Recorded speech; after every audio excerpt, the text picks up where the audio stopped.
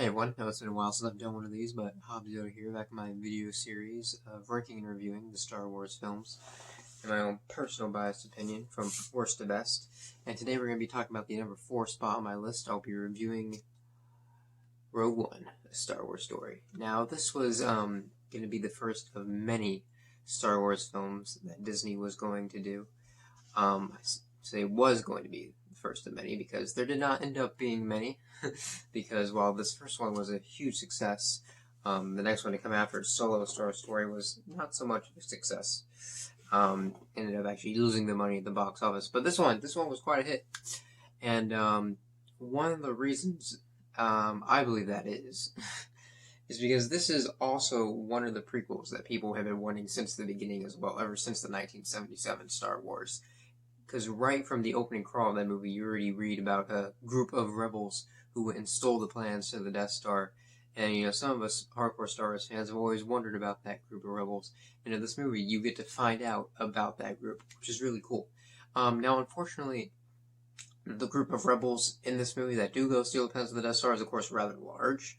And there are a ton of cool characters in there. But unfortunately, since it is such a big group, you don't really have that much time to give character development to all those characters, or as much as you would like to give them.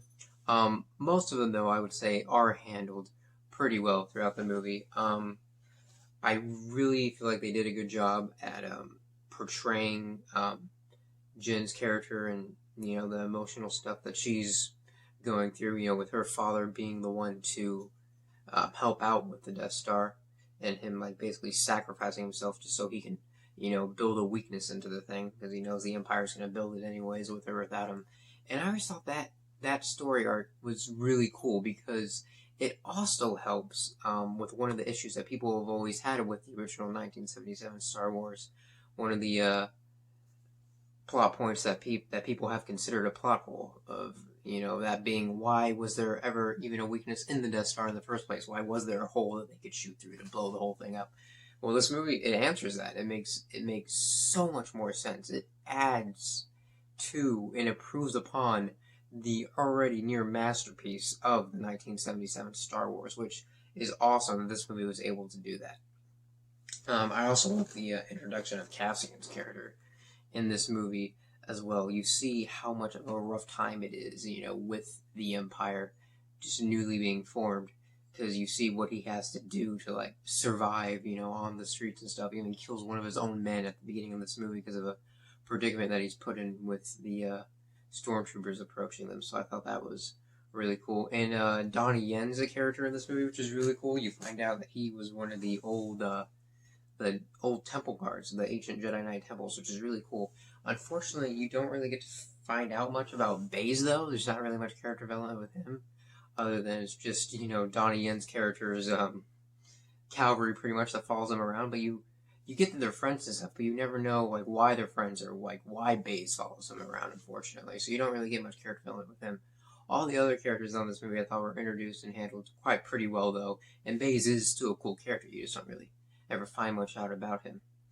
There is still quite an emotional impact at the end of this movie, though, and of course, this movie about stealing the plans of the Death Star, of course, it needed to be a suicide mission movie, and I felt like this movie put the wars in Star Wars really well.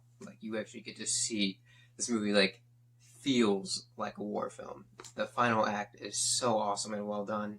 The space battle sequence is really cool too, as well. And of course, that epic ending scene that ties right into New Hope perfectly, with Vader, in that hallway just mowing down those rebel troops. It is so awesome to watch, because this movie does what I feel like the prequels didn't do. And that was establish Vader, in his prime as this big threat that he's made out to be in the original trilogy. I mean, with that scene alone of Vader in the hallway, it made Vader seem like a horror movie villain. And that shot was something straight out of a horror movie. It made you fear Vader. So it was really well done. And as I said, it ties into New Hope so well. And it was really cool in this movie. I loved the villain of Tarkin that was introduced as well. And it was so great getting to see the drama that went into the building of the Death Star with Tarkin and Krennic. Sorry, I love the new character Krennic. I said I like the new character Tarkin, but no, Tarkin has been there since A New Hope. But you get to see the new character Krennic, who was introduced really well, who has all the drama with Tarkin and building the Death Star, which I thought was really cool. Getting to see that drama they had, that behind the scenes stuff, and it's really poetic to see Krennic ultimately destroyed by his own weapon, getting destroyed by the Death Star at the end. So that was really cool. And it's scary, the technology that Disney has these days, and they were able to bring back Peter Cushing from the dead. I mean, not literally, of course, but like CGI his character of Tarkin into the movie, and it was like he wasn't even dead, you know? It was so scary. Like, definitely controversial, but I thought they did it pretty well.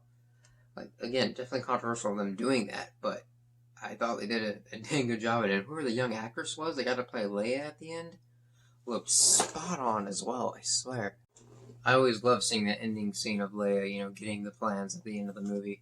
And as I said, it just ties into New Hope so well. This movie does a good job at introducing so many new characters as well, and you know, adding to the original Star Wars movie. And I can't even go, you know, watching this movie most of the time without wanting to watch New Hope right afterwards, which is great. And I feel like, you know, in doing that, this movie did a really good job at like getting, you know, younger audiences to want to like see the original trilogy as well, those who hadn't seen it. Like, I remember one of the greatest parts of that awesome ending sequence of this movie was that I worked at a movie theater at the time, and so I was an usher most of the time where I'd go clean out the theaters. So right before, you know, people were getting out of the theater, I'd always go in there and do like a quick head count to like kind of get an estimate of how busy the movie, you know, the theater was, kind of get an estimate of how much of a mess it was going to be. But it was so awesome working at the theater while this movie was out, because I always got to see that awesome ending sequence with Leia and the Vader hallway scene like 10 times a day. It was great. But I remember a kid coming out of this movie like with his parents, and as I said, this for younger audiences introduces people to wanting to see the original trilogy really well. Because I remember a younger kid coming out of one of the theaters being like, "Wow, that was really good! Like, when is the sequel for that coming out?" And I was like, 1977.